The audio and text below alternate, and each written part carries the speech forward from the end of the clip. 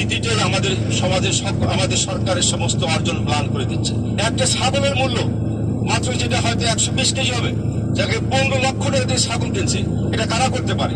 যাদের অবৈধ আয় আছে তারাই করতে পারে। দফায় দফায় বেতন বৃদ্ধি করা হয়েছে, তাদের সুযোগ সুবিধা বৃদ্ধি করা হয়েছে, তারপরে কেন দুর্নীতি হবে? দুর্নীতি হয়তো সরকারের ডেভেলপমেন্ট এবং প্রোগ্রামেন্ট ওয়ার্কে, তো সেখানে একজন রাজনীতির সুযোগ কোথায় দুর্নীতি করার? যদি সরকারি কর্মকর্তারা তার সঙ্গে জড়িত না থাকে। 1000 কর্মকর্তা কর্মচারীর বিরুদ্ধে দুর্নীতি এবং অনিয়মের অভিযোগ তাদের জমা হয়েছে। দুর্নীতি বিধিবিধানকে বরং আরো নমনীয় শিথিল করা হয়েছে। ক্যাডার কর্মচারী দুর্নীতি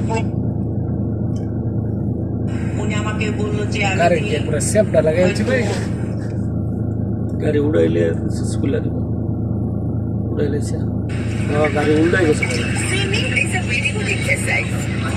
আমি ছোটবেলা থেকে এক্সারসাইজের ব্যাপারে প্রচন্ড ফাঁকিবাজ।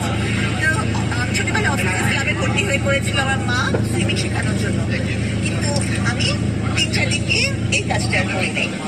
এরপরে ঢাকা ইউনিভার্সিটি সুইমিং গুলো ট্রাই করেছি, কিন্তু সদিচ্ছের অভাব ছিল। আর সুইমিংয়ে আমার গায়ের রং কালো হয়ে যেত দেখে আমি আরো এটা অ্যাভয়েড করতাম। তো এখনো সুইমিং পারি, অল্প অল্প পারি। তো আমার মনে হয় যে যারা পারেন তারা যদি সুইমিং করেন, এটা বডির প্রত্যেকটা পার্টসে এটা মুভমেন্ট হয় এবং এটা হচ্ছে যে বডিটা ফ্লেক্সিবল হয় এবং অবশ্যই নো ডাউট ওবেসিটি কমে, ডায়াবেটিস কমে এবং হাইপারটেনশন কমে। সো যারা পারেন এবং যাদের সুবিধা আছে, এটা গো ফর সুইমিং।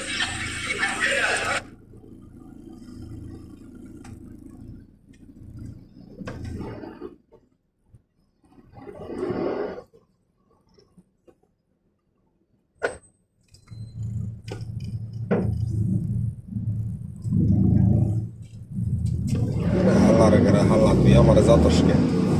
আমি তোর যাতা দিয়ে দেখ কেমন পাই। দুনিয়ার জায়গা আছে হেন না আমার যাত।